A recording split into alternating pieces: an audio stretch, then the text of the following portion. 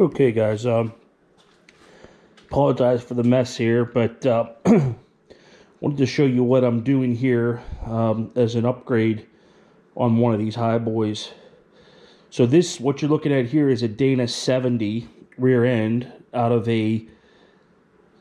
anywhere from a 67 to a 79 F350, right?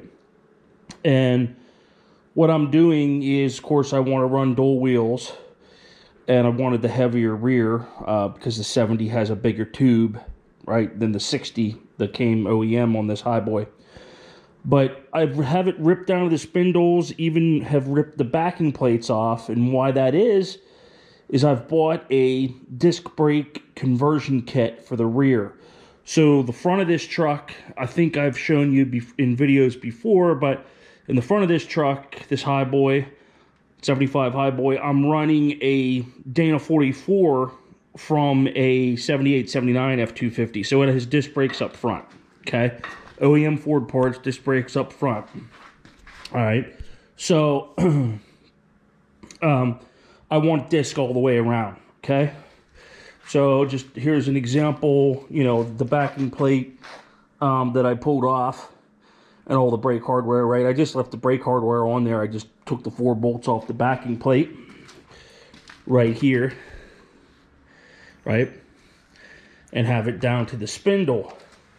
And what you do, so I bought, try not to make you dizzy here, lugnut4x4.com. They sell a kit, a disc brake conversion kit.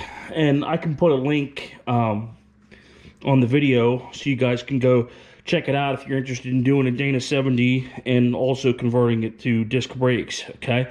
So this is the Dana 70 hub here that you're looking at. The kit, of course, it comes with calipers and pads and hoses, all right? But it comes with this 1.5 inch spacer and then your rotor, okay? So the way this works, the spacer is fastened on by virtue of the truck's lug nuts, right?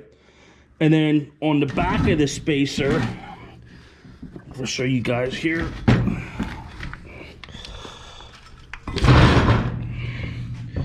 You can see there's 8 lugs. That bolts the rotor onto your hub assembly.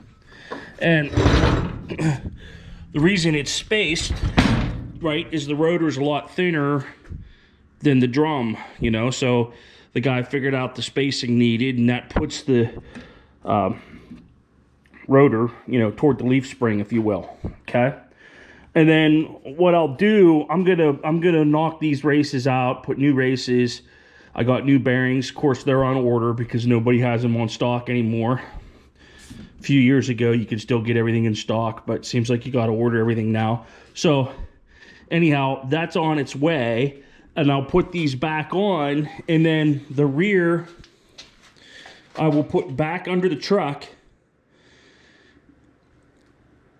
and the mounting points for the caliper, I'll show you this.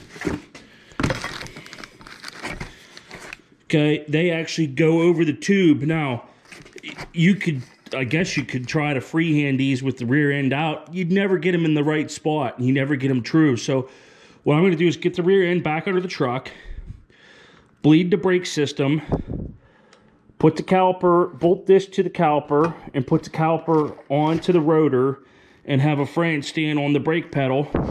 And that'll hold this where it needs to be, and then I'll weld it onto the axle tube. Okay, so that's the conversion I'm doing now. The one thing that you do have to clearance is on the back of this hub. You want to make sure your spacer fits flat, and of course it does not. So you had to clearance. When I look at that race there, how bad, there's a bad spot on that race. So again, that's why I'm repairing it. But let me show you.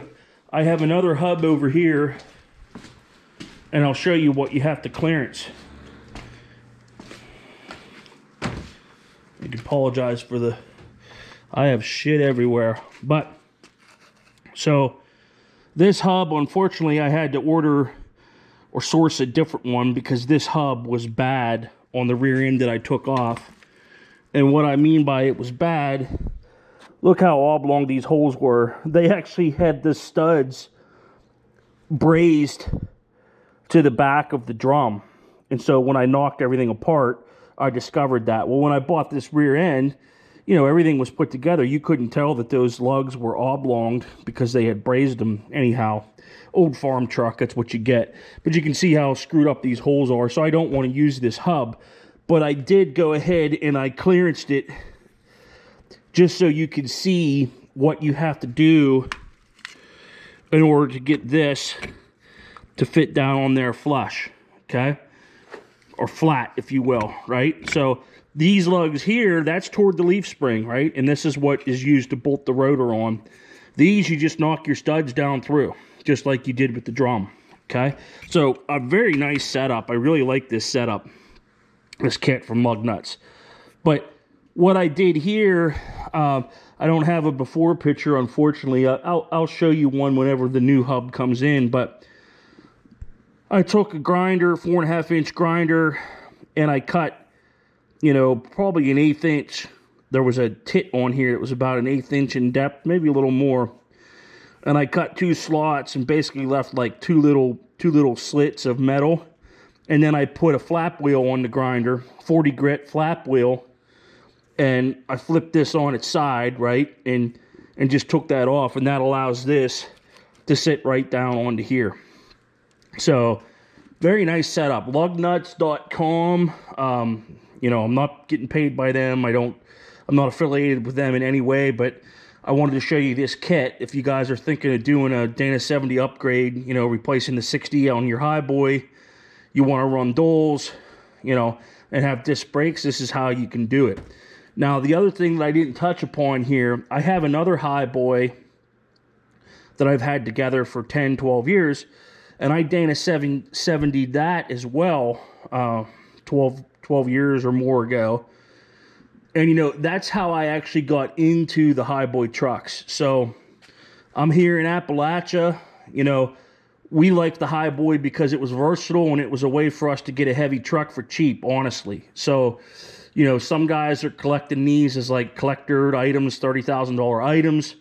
You know, here in Appalachia, we got into them because you could make a dual wheel, 4-wheel drive truck very economical. So, just sharing that little tidbit.